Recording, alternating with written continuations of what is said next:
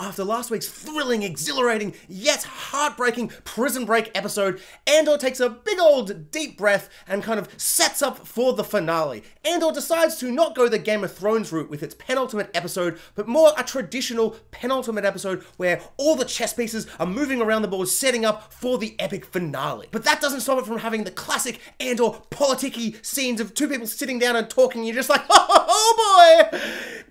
Yes, please. It also doesn't stop it from having one of the most exciting and just like horrifyingly tense, but then spectacular fist bump, just cheer space battles I've ever seen. And it really just reminds me, if you care about characters, they could almost do anything and you love it. So if they do something spectacular, you're really gonna love it. And it doesn't stop it from being a really heartbreaking, sad episode. And no, I'm not talking about the fact that Andor's mum died. And no, I'm not talking about the fact that Andy Serkis, who's playing young sexy Snoke, wasn't in this episode, which means I can't spend 5 to 7 minutes discussing Snoke theories and speculating how he's gonna become young sexy Snoke and how this young sexy Snoke is going to become the old grizzly, scarred, slightly elongated, golden-robed man, which is my favorite thing to not just do when discussing Andor, but just generally in life. It's become my favorite thing to talk about. I'm just so fascinated, like, how are they gonna do it? Like, at first he seems like a bad guy, but then he gets a redemption arc, but then at the end you see a bit of a dark side and he's stuck on the prison. You're like, oh, there's so many ways that he can meet Palpatine. I am just so excited to see it.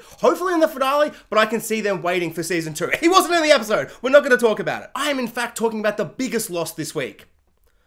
My gorgeous, beautiful, long hair. To honor Andor, I was like, I'm gonna get a haircut like Andor. So I sit down at the hairdresser and the lady's like, as they do, what kind of haircut would you like? Presumably cutting it all off, because this is a monstrosity and it looks like you're a bearded homeless man. You can pay for this, right? And I had to show my credit card. I actually had to pay beforehand because she just didn't trust that I had money, which honestly offended me because I was wearing a long golden robe to honor Snoke, because I was afraid we weren't going to see any more Snoke. So I felt like the in-between these two episodes was time to really relish in that Snokiness, something I never thought we'd be able to, relish in again. So I'm sitting there, we're looking at each other in the mirror and she's like, what kind of haircut would you like? And I'm like, I want a beautiful short haircut like Andor. Everybody's favorite Star Wars character, Cassian Andor. And she just kind of looks at me. We just stare at each other in the mirror. Quite intense. She just kind of gives me nothing. Quite a blank canvas she's giving me. And I'm like, sorry, you mustn't have heard me. It's quite loud in here. Lots of snipping and hair falling on the ground. Cassian Andor, everyone's favorite Star Wars character, from the best Star Wars thing. And she's like, oh, Star Wars. Boba Fett? You want me to shave your head like Boba Fett? I'm like, no. Put that shaver down, you absolute butcher. I said Cassian Andor. And she's like, I don't know. I'm like, everyone's favorite Star Wars character, Cassian Andor. She's like, Star Wars, everyone's favorite character. Obi-Wan. I'm like, I've already got hair like Obi-Wan. She's like, maybe episode 1 Obi-Wan. At this point, I'm getting quite angry and we're staring at each other like through the mirror, which is creating quite an intensity. Like we're not looking at each other. There's like a mirror in between, which is just creating this odd vibe. And I'm starting to get scared because she's got scissors and I've got, my hair and neck. And I'm just like, okay, I'm going to get a photo out. And I'm showing her Cassian Andor. She's like, I don't know who that is. I'm like, from Rogue One. If you haven't seen Andor, you've seen Rogue One. She's like, I don't know what that is. I don't know what that is. And so this went back and forth for about 15 minutes until I realized that I had things to do and I couldn't just sit here for hours discussing who Cassian Andor is and why she hasn't seen Andor. Was it because of Obi-Wan and Boba Fett? Like, was it because of those shows? I was trying to just figure it out. I want to get a general idea of why people aren't watching Andor, and it started to really irk me because Andor is the best show. And so I ended up just pointing at one of the pictures on the wall. I'm like, I just cut my hair like that generically handsome man there. And she's like, perfect. And because I had clearly irked this woman and frustrated her beyond belief, she's like, just so you know, this generically handsome man with your haircut will still look more handsome. I'm not going to be able to make you handsome with this haircut. You're just going to have less hair. You'll still look the same. And I'm like, I do understand how hair cutting works. I'm not going to suddenly look like generically handsome man on the wall. I'm still going to look like this. So this week, Andor himself takes a little bit of a backseat and we start to kind of focus on kind of all the characters. Everyone gets kind of a little bit. And as I said, it's really like chess pieces being put into play. But that didn't stop the episode from having some of the best stuff we've seen so far. The standout for me was Papa Skarsgard's moment of getting caught in the tractor beam and then his sweet little spinning and, ship antics and fun little space shooty shenanigans. But it's not just the fact that that scene worked really well, not the fact that you think he may die because, like, he's not in Rogue One, he's not in any of the other Star Wars, so he's ripe for death. And this show is just so, like, good at, like, killing characters that you love, especially in that episode 6, which really shocked me, kind of just doing what Rogue One tried to do. but good. But it was the scene beforehand with him and Saw Gerrera, and we once again get another brilliant scene with Saw Gerrera where I'm just kind of like, why do I hate Saw Gerrera? Then I remember Rogue One, and I'm like, oh, that's why. I keep trying to forget that movie, but Andor kind of keeps reminding me, and I'm like, am I gonna like that movie? But he was just so bad, and his character just didn't work at all. But it's so amazing how well they've made him work now. Like, I totally understand this kind of rogue rebel, this guy on the fringe. As Papa Skarsgard said in this episode, I don't know what you're gonna do, guy. You're a loose cannon, bro. And I just find him really compelling in this, even though he's still doing that kind of like, I don't know, like the weird cadence, the weird way he talks. Like he's doing like a thing with his voice, and he's like the speech, like the pattern of the speech is still reminding me of Rogue One. It's like still the same character, but he's made it work, which is just, I don't know, it's just tremendous. And the same with Saw Gerrera and Papa Skarsgård discussing their ideologies and the whole Krieger thing, and, you know, are we going to sacrifice Krieger? Would you sacrifice me, Saw Gerrera? And all that stuff was super fascinating, but it works so much better where Papa Skarsgård has kind of pretty much, you keep saying it and saying it and saying, like, I will sacrifice someone if I need to, like 30 men in Kruger, like, if we've got to do this to keep our spies in place, to keep the Empire thinking they're in control so we can have a bigger hit, like a bigger punch later, it's going to be worth it. And so then suddenly having him put in that situation, you're like, oh my lord, is he going to sacrifice himself? Are we going to find out maybe he's all talk and no walk? Which I didn't think was going to happen.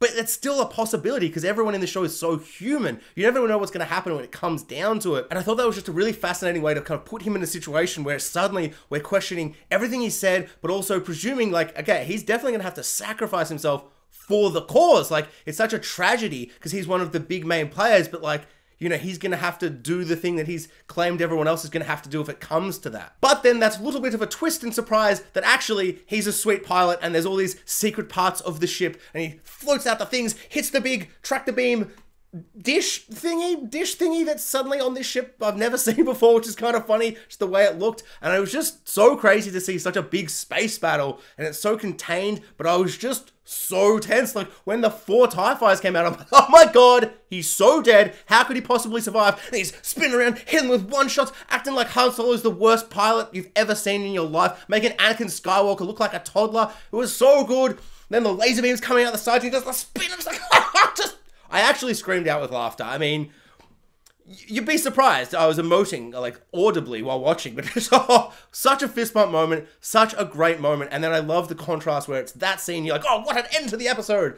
And then the next scene is Andor finding out his mum's dead, and he's like, oh, that's sad. And you're like, oh, the roller coaster of emotions on this show is just so good. Also, I hope I wasn't the only one that got a kick out of Saw Gerrera quoting Hot Fuzz. For the greater good. But then because it's Andor and it's just so well written, he's like, yeah, let's actually not call it, like, if you want to call it that, let's call it that. And he's like, hey, let's call it what it is. War. And I'm like, oh my god, shivers down the spine. This is so, just so tense, but it's so exhilarating, exciting.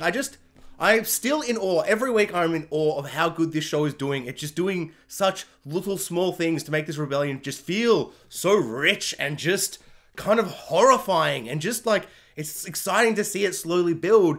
But as you realize what everyone's had to kind of sacrifice for all these building blocks, it's just, yeah, it's just fantastic. Speaking of building blocks, apparently if you live on wherever Andor was living, Ferrix, something like that, doesn't matter. You die and they put you into mortar and mud or whatever and make you a brick and put you on a wall. And like, I don't know, part of me is like, I guess that's beautiful and nice. You become part of the community. But also, I just don't really like the idea of sleeping in my house. Like, you're living in a brick house, let's just say, and you're sleeping at night and you're just surrounded by melted down muddy brick people. I don't know. You're like kind of living in like a grave. I don't know. It kind of upset me. I just feel like that would really like conjure the ghosts and nightmares and the scary, spooky dreams that I do not really like, to be honest. Like, I love a spooky, scary movie. I love them, but it's just, I wouldn't want to live in a graveyard of brick dead people. It's just, that really, really upset me, like, kind of on a visceral level. And I think it was meant to be kind of beautiful, like, part of the community and so. And I do understand that, but no, not for me. Don't turn me into a brick and put me on a wall. So it turns out everyone's going to be going to Ferrix for Andor's mum's funeral, and there's going to be a big old showdown, and I presume the focus of the finale is going to be on Andor and Andor's arch enemy rival character that he's completely not aware of is still, you know, looking for him, and it's going to be a big old Joker and Batman situation, except if Batman was like, who are you? And then then Ramsay Bolton's younger brother, Rent-A-Cop character, who's like, I was in a cubicle that looked like The Matrix, but Star Wars, and I've done things this show. I'm mostly sat with my mother, and she's been insulting me while I drink blue milk cereal. It's mostly been that, but I am a character in this show, and I'm your arch rival, and I'll kill you. So I'm excited for that, whatever that turns out to be. I kind of hope Andor just like looks at him and goes, who's that? And then like another character shoots him in the face, and it's just like, yeah, that's what searching for revenge gets you. So this week we find out, I think this is a confirmation. Maybe I misread the situation and she's still pondering on it, but Mon Mothma appears to have decided, yeah, I'll give my daughter away to criminal sleazebag fancy pants boy character's son, and they'll get married. And apparently with those traditional marriage things comes with creepy religious cult kind of situation. I don't know, it's like she was just like reading from a book and talking about braids, and they had braids or something. I don't know, just the way the whole scene was positioned, it didn't make me go, oh cool, religion. I mean, I'm not religious, but she can be religious, like who cares, Mon Mothma? But the way they were kind of making it positioned, like seeing Mon Mothma's face, her cousin's face or sister's face or whatever, you know, the other character, the wife from Game of Thrones, and they were just like, look really distressed. They're like, oh my god, I thought we got away from these traditions. Kind of made it seem culty, like they got out of the cult. And the way like we only saw them through like the bars, like the prison bar-esque kind of like, you know, setting, and like, I don't know, just the way it was, they're all wearing the same clothes. It just gave me culty vibes, or like bad culty vibes, rather than good religion vibes.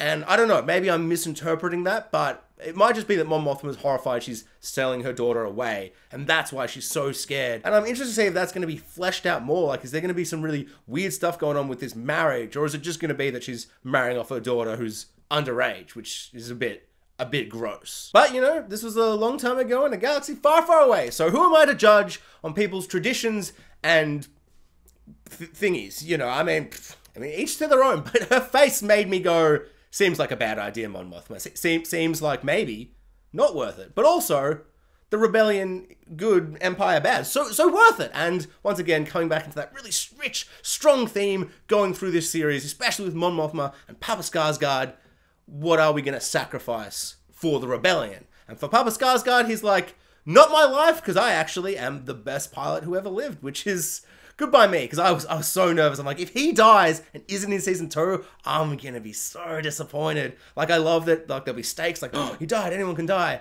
But also, I just want to see him act and do his Papa Skarsgard thingy, because he's good. Thanks for watching, guys. Like, subscribe, hit the notification bell, and comment below. I'd love to know what everyone thought of Andor Episode 11.